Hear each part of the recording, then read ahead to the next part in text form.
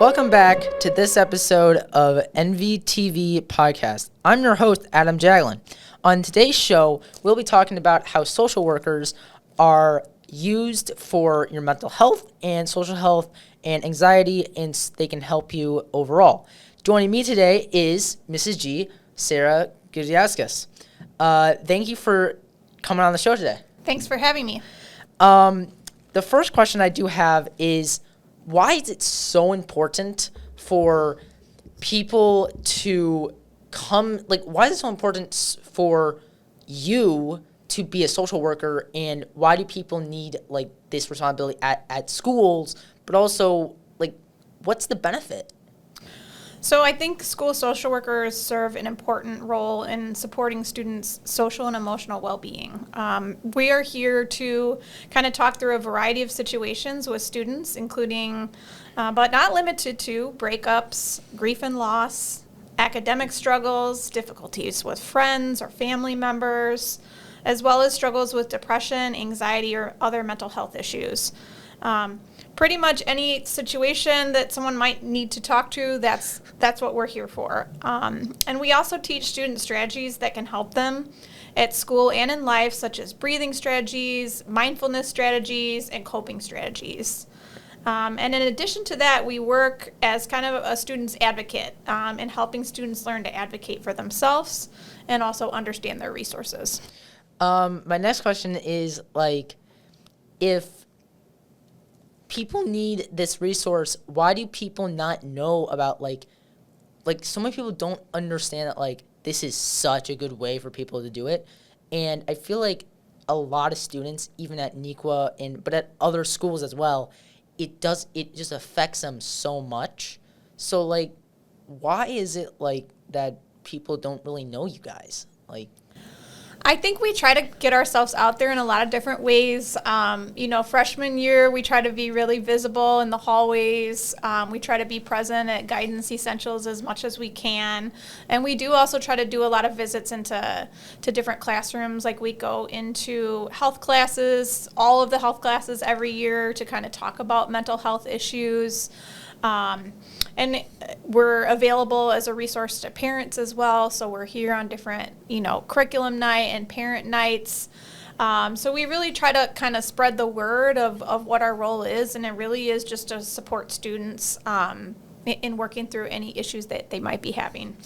I also think a good point that you made is that, they want, you guys go into classrooms and actually help students. I want to expand on that. Why do students overall, when they come, when you go into the classroom, are students more, scared of you, or are they more, opened up? I think students are open to talking with us. We do a lot more individual work as well as some group work, but we have a lot of students that come down individually to speak with us, or maybe they come with a friend. I think sometimes students are very concerned that their information or what they're going to share is kept private or confidential. So, we always try to kind of explain that to them, that we don't tell parents that they're coming down to talk with us about something. We don't share with teachers that someone's coming down to talk with us. The only time that we would do that would be in kind of a safety situation, or if the student gave us permission to kind of advocate for them on their behalf. So you said how, the student advocates for themselves. I think one thing that I really like about this is that, with people, I think with people overall, students, need to understand, you guys are there for them. And I think one of the questions I do have is, what is, the most, hard thing for students, to come to you guys as, what's the hardest thing that, people have experienced? Not personally, but, what's the hardest thing that, overall do people come to you being okay, we need help with this or this? What's the worst, what is just so hard for people to focus on? Probably one of the hardest things that like we deal with in supporting students is through like a tragedy that might occur. So over the years that I've worked at NEQA, we've lost both staff and students to suicide, accidents, and other causes. And those are the types of situations that really like impact our entire school community. And it's something that's really hard to get over. But I think anything that's kind of, something that a student perceives as sort of traumatic, maybe they were in a car accident, sometimes even like a breakup, or a situation with a family member, it might be traumatic for a situation. Those are things that sometimes it's really difficult for students to talk about and open up with. Yeah, I think another question I had was like, when students do like, overall, like, what do you think, like, the percentages, like, that, like, you do get, like, students where they actually fully trust you? Or do students, like, in a sense, do students overall, like, want to trust you? Because, like, sometimes students can be, like, afraid of, like, that personal, and they're like, oh, no, they're here for, like, they want to talk to us. This is not good. And I feel like students feel like that. And so I do want to, like, debrief, like, why do students feel so feel so bad that, like, oh, no, they're here for me. Like, they're, they want to overall feel like, yeah, why are you here for me? Like, because I've done nothing wrong or whatever. And I feel like some students feel like they're not safe with you guys. And I just want to, like, break down, like, to students like that, like, you guys are safe. So what, like, to tell me, like, what overall should students learn that, like, you guys, like, what's the biggest struggle you have faced, but also, like, why should students trust you mostly? I think, one of the biggest things that we try to do with students is build kind of that trust and rapport. We know that without that, we can't get very far in our work.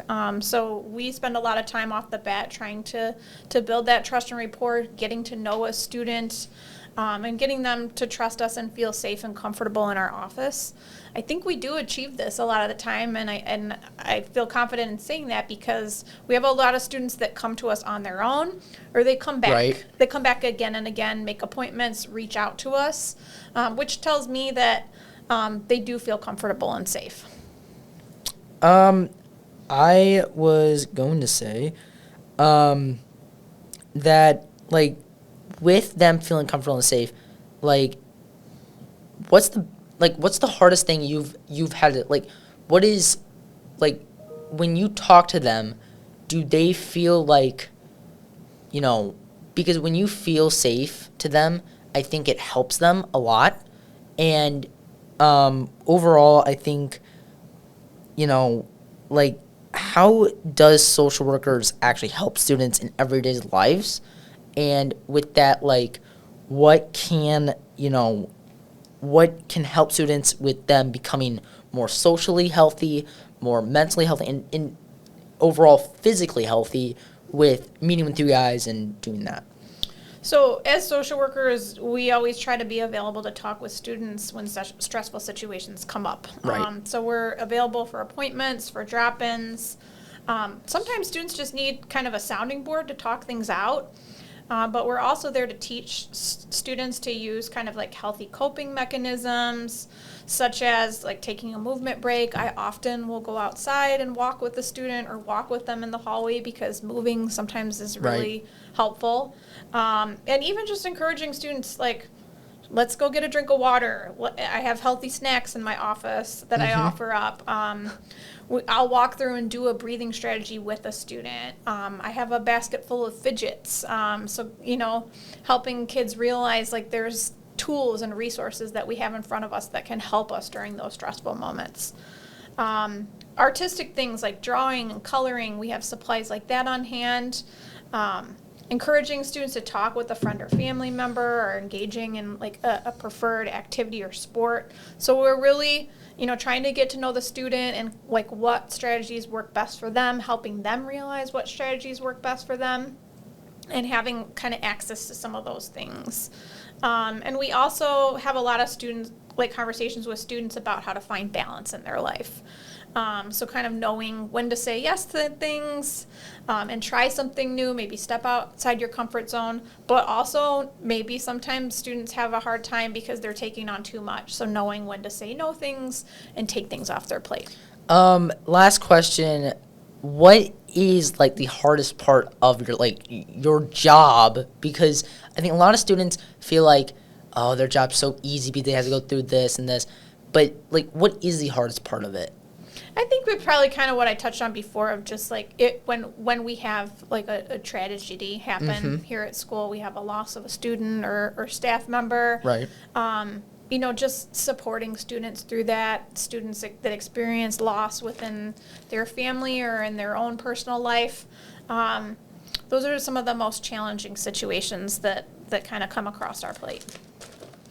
Thank you to Sarah Guzaustkas for joining us today on the NVTV Podcast. Thanks for having me.